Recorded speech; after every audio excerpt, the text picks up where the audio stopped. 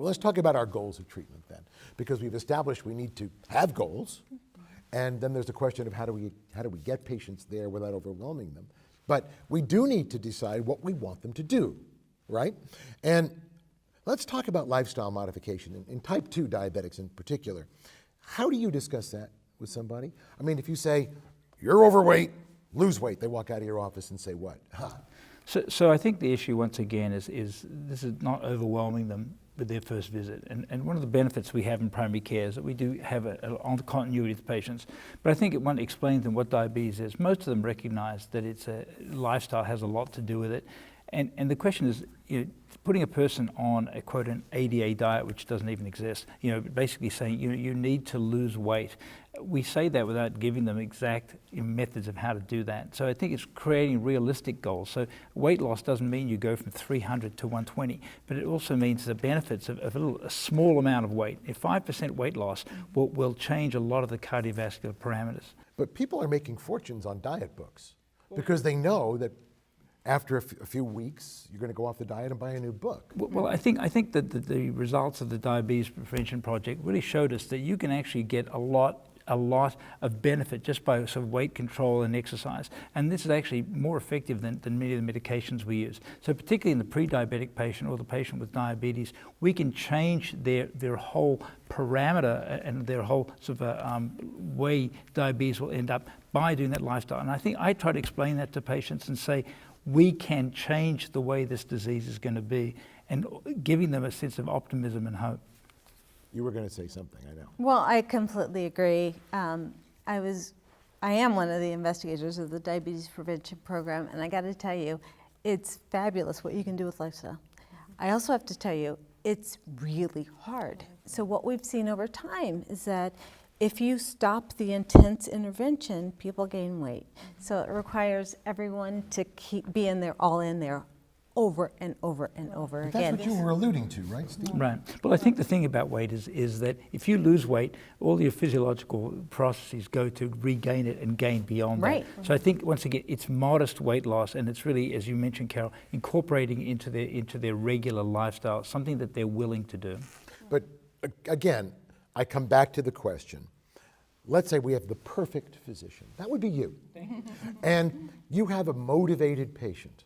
And you have this conversation. How does that conversation go? Well, I think it's explaining to them what diabetes is, explain to them what they can do to control it. Because sometimes you give the patient a diagnosis of diabetes, they kind of start to fold into themselves and feel they're out of control. And you have some cultural issues there as well. I deal with a large Hispanic population, and then you have things called fatalismo, where people feel that they're being punished. So sort of getting an understanding of what they think diabetes is, and then what are they willing to work on, and explaining that if they can lose some weight, if they can change their diet and they can do some exercise, they can make a difference. And so working with them one thing at a time and then progressing. But she said, I'm sorry, Rosemarie, you wanted to say something? No, and I think it's to put it in the right perspective. I think the sustainability of the effort is the more challenging part.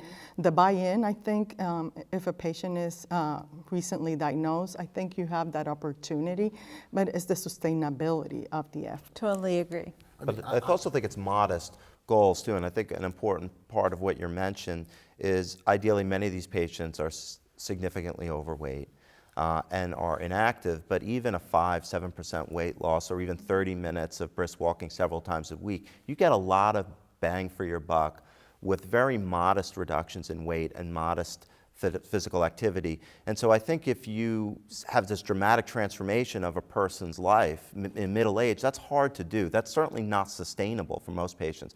But if you can get them to buy in at least a little bit, goes a long way. It's still hard, and I still think many patients, sustainability is tough, but you don't have to do too much to have really long-lasting benefits. What percent, give me a number and you can make it up if you'd like, what percent of the folks you see with newly diagnosed type 2 diabetes mellitus, in whom you suggest lifestyle changes and who start to make them, actually continue to make the changes and follow on and long-term succeed? Part of the problem is that we often don't acknowledge small successes. I have a situation where patients kept a diet diary, they come in, they've lost a pound, and we don't even, one, look at the diary or even say, wow, you've lost a pound. So it needs to be, we need to sort of acknowledge that and allow the patient to self-acknowledge. The other thing is, I think, diet is a 4-letter word and die is the first part of that.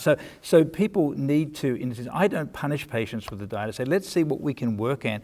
Can you cut out the tortillas, part of the day? Something that they're willing to change on a small basis and let them cheat once a week. But that being said, what percent stick with it? 1%, very low. Very low. Very low. What's very low? So I mean, this is a I don't know. It's a typical and a typically difficult problem, isn't it? Studies have shown that most people regain the weight Regain they've the weight. lost, and some people even gain more than they started with. It's a Sisyphusian exercise here. But it doesn't mean you don't try it. I think some patients, and I think you recognize that any lifestyle change is going to have some people sort of dropping out, and so you reassure them, say, look, a lot of people have trouble with this, let's try it again. But some people feel if they've failed once, then that's out for them. And Stephen, sometimes I will just aim for weight maintenance, because the average American gains 2 to 3 pounds a year. So sometimes I say, if I've seen them gaining every year, please, the next time I see you, let's make sure you haven't gained anything. Keep walking, keep following your diet, and let's. And even if you don't lose weight, just being more active is still beneficial. Absolutely. So, I encourage people, even if they've weight loss has stagnated, the fact that they're still trying to exercise 3 or 4 times a week still is going to provide a lot of long-lasting benefit. And they should be very proud of that and not focus on necessarily just because they didn't meet weight loss targets. That's a failure. Is American pop culture to some degree at fault? You hear all these ads for diet plans. You're going to lose 40 pounds in the first month. I had a patient say to me, if I do this, how much will I lose? And I said, 1 pound a week. And the person said, that's not enough.